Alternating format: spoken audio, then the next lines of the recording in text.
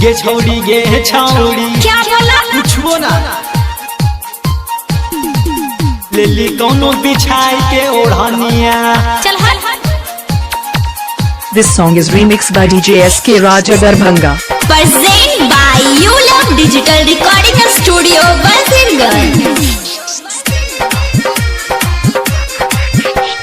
चलो बुझे से दिखाई के दुकानिया।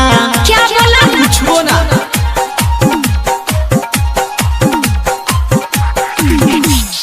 चलो बुझे से दिखाई के दुकानिया। चलो बुझे से दिखाई के दुकानिया। गे छौड़ी गे छौड़ी गे छौड़ी गे छौड़ी गे छौड़ी चल हट।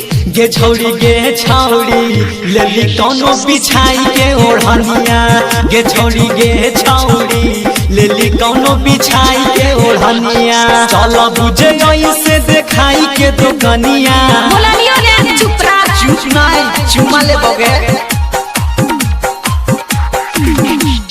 चलो बुझे से दिखाई के दुकानिया। चलो बुझे से दिखाई के दुकानिया।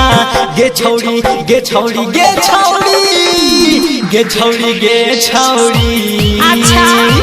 गे छौड़ी गे छौड़ी लेली कोनो बिछाई के ओढ़निया। गे छौड़ी गे छौड़ी लेली कोनो बिछाई के ओढ़निया। संजय संजय संजय दरभंगा दरभंगा दरभंगा दरभंगा। लइकन जे देखी है मारे लगी लाइन। मारे लगी लाइन हो मारे लगी लाइन। चढ़ली जवनिया में कर दी साइन। कर दी साइन हो कर दी साइन। लइकन जे देखी है मारे लगी लाइन। चढ़ली जवनिया में कर दी साइन। लुटली ही कवन तोहारी दुकनिया। लुटली ही कवन तोहारी दुकनिया। गे छौड़ी गे छौड़ी गे छौड़ी गे छौड़ी गे छौड़ी गे छौड़ी गे छौड़ी लेली कोनो बिछाई के ओढ़निया। गे छौड़ी गे छौड़ी लेली कोनो बिछाई के ओढ़निया। संजय संजय संजय दरभंगा दरभंगा दरभंगा दरभंगा।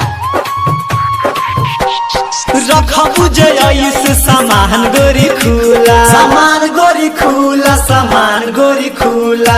फोड़ दही कवनो जवनिया के चूल्हा। जवनिया के चूल्हा जवनिया के चूल्हा। रखबू जइस सामान गोरी खुला। फोड़ दही कवनो जवनिया के चूल्हा। मन बुना बात केहू कर लीने मनिया। मन बुना बात केहू कर लीने मनिया।